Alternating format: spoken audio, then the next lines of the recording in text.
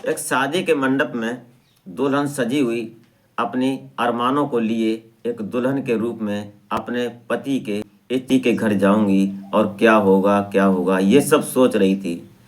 दोनों तरफ के रिश्तेदार उस मंडप में सिकरत ला रहे थे और कोई खा रहा था, कोई नाच रहा था, कोई डीजे पर डांस कर रहा था। खुशी का माहौल था, जश्न का माहौल था। दोनों परिवार, दोनों तरफ के रिश्तेदार खुशियां बांट रहे थे, एक दूसरे से मिल रहे थे। कुछ रिश्तेदार ऐसे थे जो कि पहले महीने 2 महीने में नहीं मिल पाए थे, लंबे वक्त से नहीं मिल पाए थे और आज शादी में जब मिले थे तो एक दूसरे को हक कर रहे थे। ऐसा माहौल था, लेकिन उसी माहौल में एक ऐसा माहौल बन जाता है जो कि एक कहानी बनकर रह जाता है। कहानी में आप बराबर बने रहिएगा। कहानी को बारी बारी समझने की कोशिश करते हैं और आशा करते हैं कि आप अपने परिवार, अपने परिजनों के साथ बेहद खुश, मस्त और खुशहाल लाइफ एंजॉय कर रहे होंगे। तो हमारे इस यूट्यूब मंच पर आपका बहुत बहुत स्वागत है। मैं आभार व्यक्त करता हूँ, नमन करता हूँ आपके प्यार और सपोर्ट को।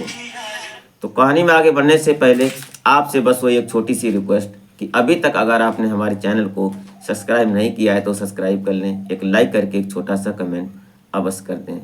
तो नमस्कार, आदाब, सत श्री अकाल। मैं अजय कोहली। आज की जो ये कहानी मैं आपको सुनाने जा रहा हूँ, ये कहानी मुरादाबाद से है।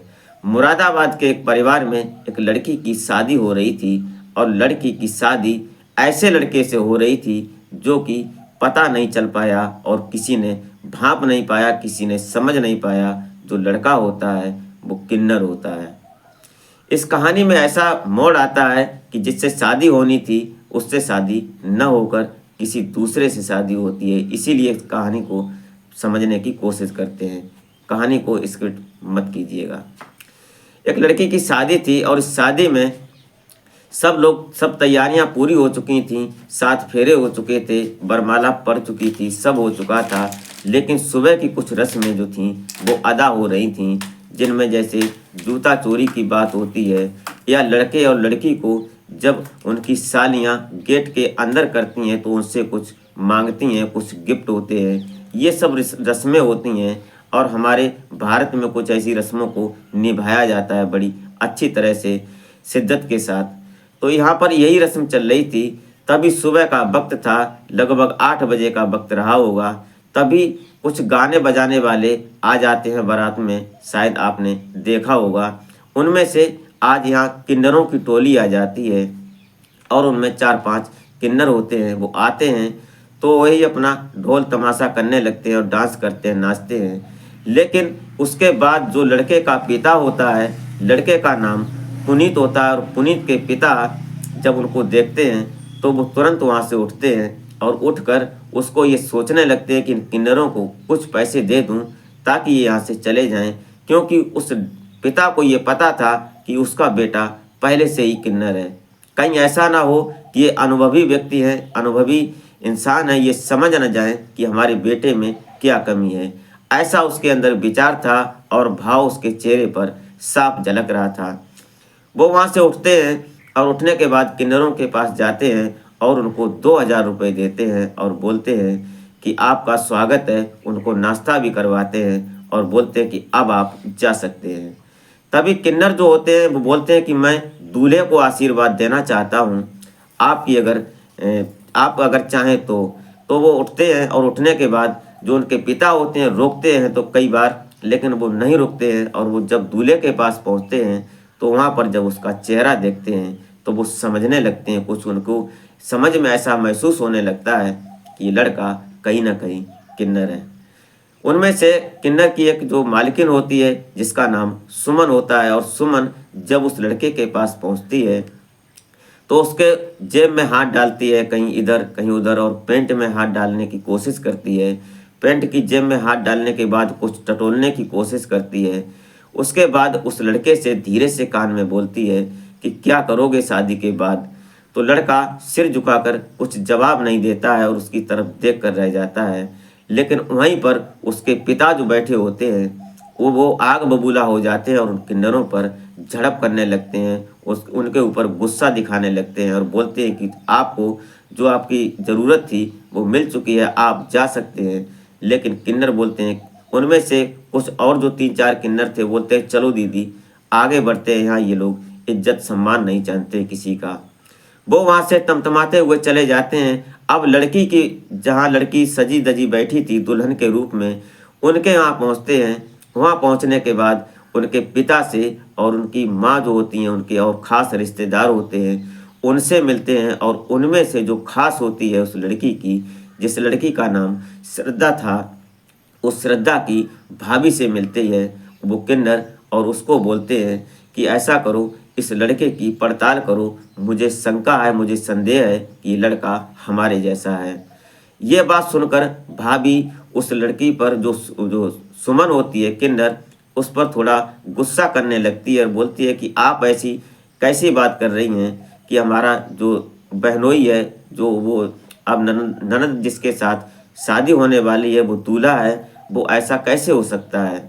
ये बातें दोनों में होती हैं। तभी वो सुमन उसको बोलती है, जो किन्नर थी, कि आप मेरी बात बुरा मत मानो, अभी कुछ नहीं हुआ है, क्योंकि अभी लड़की अपने घर पर है, और जब लड़की ससुराल चली जाएगी, अपने पीहर चली जाएगी, तो फिर ऐसा हो जाएगा कि उसके ऊपर दाग लग जाएगा और वो खराब हो जाएगी। वो फिर दूसरी जगह जाएगी तो उसकी बदनामी ये होगी कि वो लड़की दूसरी शादी कर चुकी है। इन सब बातों को लेकर उसकी भाभी अपनी सास को बताती है, जो श्रद्धा की माँ होती है उसको बताती है।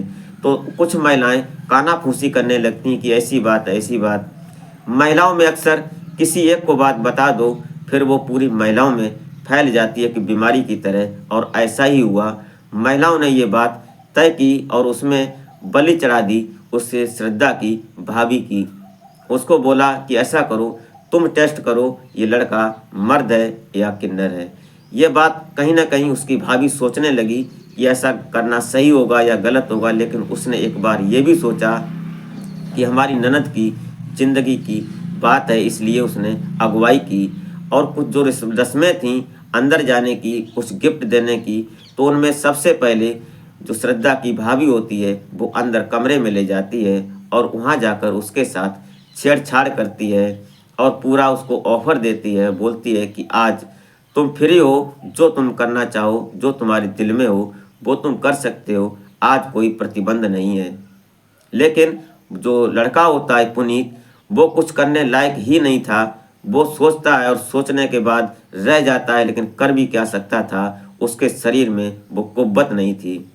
दोनों बैठे रहते हैं, लाइट बंद थी, सब कुछ करते हैं, और जो श्रद्धा की भाभी थी भरकम कोशिश करती है लेकिन कुछ होता नहीं है। उसके बाद तमतमा जाती है उसकी भाभी और उससे पूछती है कि ये बताओ कि तुमने ऐसा सब क्यों किया। तो पुनीत रोने लगता है। रोने के बाद उसको धीरे से अपने दिल की दास्तां पूरी सुनाता है कि उसने पहले भी एक शादी की थी और उसके जो पिता हैं वो दहेज के लालच में पहले शादी की, उससे भी दहेज लिया, और जो पत्नी आई थी हमारी वो 2-4 दिन रुकी और उसके बाद फिर वो दोबारा कभी वापस नहीं आई। और अब की बार भी हमने कई बार समझाने की कोशिश की, लेकिन हमारे पिताजी ने हमारी एक नहीं मानी और उन्होंने दोबारा आपकी ननद से शादी करने की बात तय कर दी। क्योंकि उस लड़के का जो परिवार था, जो पुनीत था, उसके पिता जो थे अमीर थे, उनके पास कई एक एकड़ ज़मीन थी और वो रईस थे, इसलिए वहाँ पर लड़की की शादी करना हर कोई अपना नसीब समझता था। क्योंकि बेटी जब अच्छे घर में जाती है और बेटी का पिता जब अपनी बेटी के यहाँ जाता है, अगर बेटी हंसते हुए मिलती है तो पिता का सपना साकार हो जाता है और वो खुश हो जाता है। ऐसा सोचकर श्रद्धा के पिता ने ये रिश्ता तय किया था, लेकिन आज शादी शुरुआत होने से पहले ही उसका घर खराब हो गया। ये बात सुनकर वहाँ जो उनके पिता होते हैं श्रद्धा के, वो और उनके भाई और कुछ खास रिश्तेदार थे, उन्होंने बारात को बुलाया और बारात से ये बात सामने रखी। और जो पुनीत के पिता होते हैं उनके सामने इसका दंड दिया गया। उनसे बोला कि जो शादी में खर्चा हुआ है उस शादी के खर्चे को पूरा दो, जो तुमने हमारी इंसल्ट की, बारात लेकर आए। ये सब बातें सुनकर सभी लोग, वहाँ कुछ बारात में समझदार व्यक्ति भी थे, बुजुर्ग भी थे, उन लोगों ने कहा कि बात को सिलटा लेते हैं, निपटा देते हैं, क्योंकि अगर पुलिस आएगी तो कहानी बड़ी बन जाएगी। इसलिए उस बारात को बंधक सा बनाकर पूरे सामान का जो मुआवजा था जो पुनीत का पिता होता है वो भुगतान करता है। और उसके बाद अब श्रद्धा तो रो रही थी अपने घुटनों में सिर देकर और सोच रही थी कि हमारी ज़िंदगी में ये कौन सा पल है, ये सोचकर। लेकिन तभी श्रद्धा की भाभी उसको प्यार से पूछती है कि श्रद्धा तुम बताओ, तुम अगर किसी को प्यार करती हो तो बताओ, मैं उस लड़के से तुम्हारी इसी मंडप में शादी करवाऊंगी। तो कई बार पूछने के बाद श्रद्धा बोलती है कि भाभी डर लगता है आपको बताने से, जो कि होने वाला नहीं है उससे मैं प्यार करती हूँ। उसने कहा कि कोई बात नहीं, तुम बताओ, आज मौका है, क्योंकि आज के बाद फिर तुम्हारा नाम खराब हो जाएगा, इसलिए तुम्हें आज बताना ही पड़ेगा। इसलिए श्रद्धा फिर कई बार पूछने के बाद बताती है कि भाभी मैं तुम्हारे भाई से प्यार करती हूँ और ऐसा प्यार नहीं करती हूँ, उसके साथ जीने मरने की हमने कस्में भी खाई हैं और वो शादी में इसीलिए आया था क्योंकि आज मैं दूसरे की होने जा रही थी। ऐसी बातें सुनकर जो श्रद्धा की भाभी होती है वो भी कहीं ना कहीं सोचने लगती है कि मैं इसके घर आई हूँ, इसके भाई के साथ हमारी शादी हुई है और मैं अब अपनी ननद को अपने भाई के साथ शादी कैसे कर सकती हूँ, ये उल्टा सुल्टा हो जाएगा। लेकिन वहाँ कुछ लोग ऐसे थे, समझदार थे, उन्होंने कहा कि आज के समय में सब सही है और सब जहाँ लड़की खुश हो वहाँ होना ही चाहिए। इन सब की राय और परामर्श लेने के बाद, मशवरा लेने के बाद सभी लोग इकट्ठे होते हैं। तो उस रात उसकी विदाई नहीं होती, उस रात उसकी शादी होती है। जो सब होता है उसके बाद रस्में रिवाजें निभाई जाती हैं। अगले दिन श्रद्धा और उसके भाभी का भाई जो होता है उसकी शादी हो जाती है। आज श्रद्धा अपनी भाभी की भाभी बनकर अपने घर से जब विदा होती है तो एक नया पल था, एक नई कहानी थी। तो दोस्तों ये रही कहानी। आपको ज़रा सी भी अच्छी लगी हो तो एक लाइक करके कमेंट अवश्य कर दें। दोस्तों इस कहानी को सुनाने का मकसद आपको हैरान या परेशान करना नहीं होता है, नहीं आपके दिल को ठेस पहुंचाना होता है। कभी कभी हमारे समाज में कुछ ऐसी घटनाएं घटित हो जाती हैं जिनकी हमने कभी कल्पना भी नहीं की होती है, क्योंकि ऐसा कई एक शादी में कई एक जगहों पर सामने आया है। ताकि इस कहानी को आप तक पहुंचाने का मकसद ये समझने की बात एक सामाजिक संदेश है। तो मिलते हैं फिर नेक्स्ट वीडियो में, तब तक के लिए जय हिंद।